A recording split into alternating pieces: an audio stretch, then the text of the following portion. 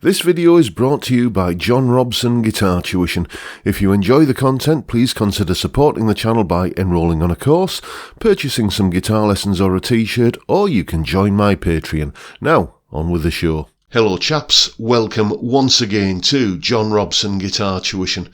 As always, I do hope you're well. Now then, what's this title all about then? Turning Gary upside down. Well, basically, that's what we're going to do. Well, we're not turn him upside down, we're going to turn one of his tunes upside down. We're basically going to do a little bit of an exercise in something called Chromatic Inversion. And it's a great little trick to come up with new musical ideas by taking someone else's musical ideas and turning them upside down, as we say.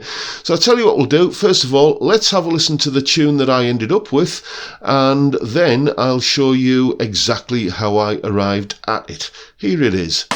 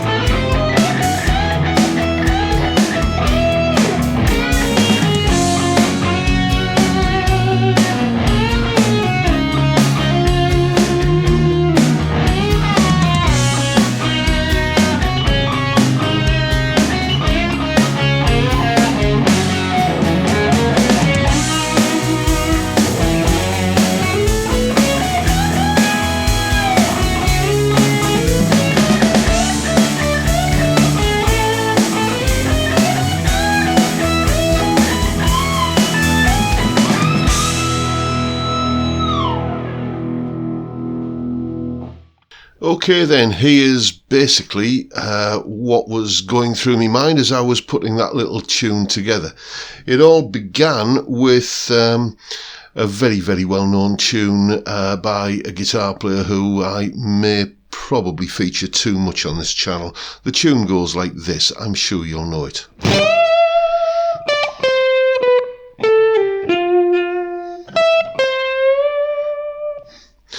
Now, that is, as I'm sure you would agree, very recognisable. But what I'm going to do now is map that tune out along the length of a single string like this. Like that. Here's what that looks like just played along the length of a single string, all mapped out.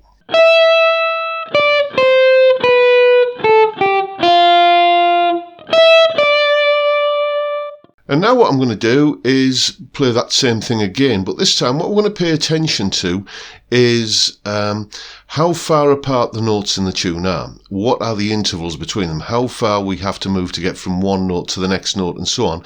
And the important bit is which direction we're moving in. So here's that same piece of melody analysed like that.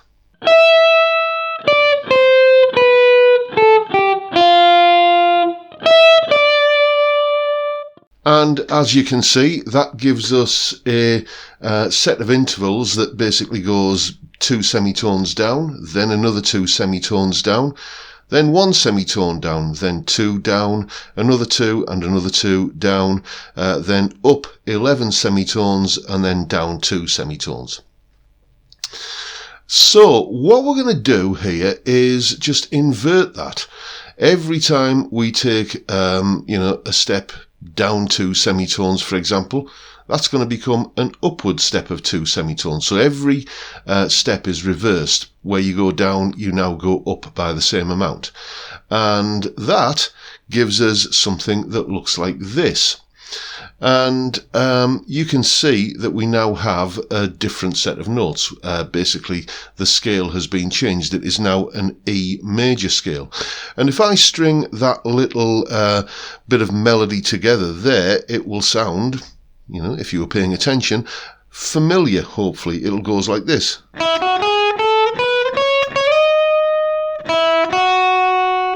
and you can hear that that is exactly the same melody that I used for the basis of my tune. Here it is. And then we move on to the next phrase in the original tune, which is inverted in exactly the same way. Then the next one. And then the final one.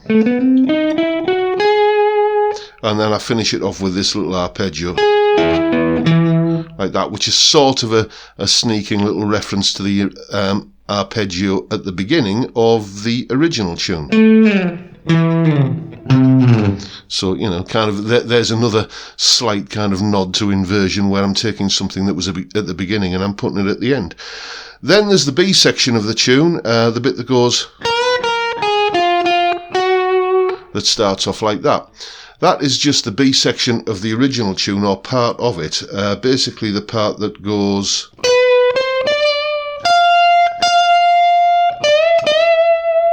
like that. Invert that and you get, what was it? Obviously I'm changing the timing here. And everything, but that's, you know, it's just the sequence of notes that we're looking at here, just something to give you a bit of a springboard to writing a new melody. Obviously, because you're in a new key, like, you know, the melody there, as I said, is now based on the scale of E major, so you have to use chords from the key of E major to underpin it.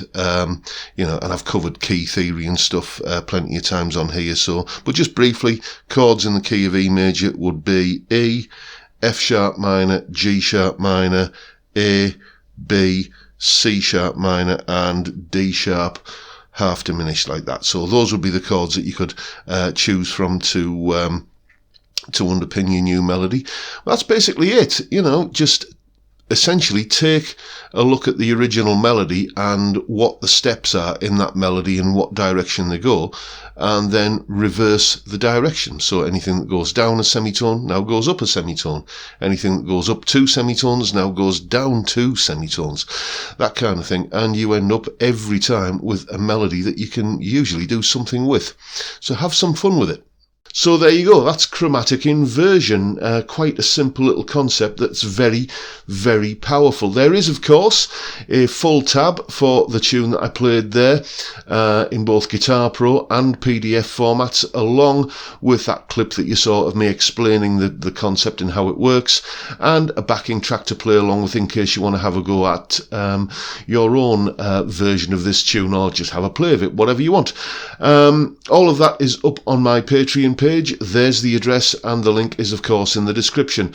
I was of course using my absolutely gorgeous Scott Guitars UK John Robson signature model in all of that, and I'll link to Scott Guitars down in the description as well. Another link that you'll find down there is to the video which inspired me to make this video, actually. I don't know if you watch the channel Music Theory for Guitar, but if you don't, you really should check it out. If you like you know, sort of quite heavy-duty music theory stuff explained in simple ways that are really useful, then go and check it out. Basically, this chromatic inversion stuff, I kind of got it. I kind of knew what was going on, but it wasn't until I saw the video that I've linked to down in the description that it really clicked properly, and you know, it was one of those light bulb moments for me. So go and check it out, and check out the channel. Well worth subscribing to if you're curious about various aspects of music theory. But that is pretty much it for today, folks. Hope you've enjoyed the video, found it useful, informative, maybe a little bit inspiring, and if you have, please hit the subscribe button and the notification bell in case you already haven't done that, and why not give me a like while you're at it. But for now, I'll bid you all a good day and say thank you so much for watching. Thank you for your time. Look after yourselves, folks. Stay well, stay safe, and above all, stay sane. Bye for now.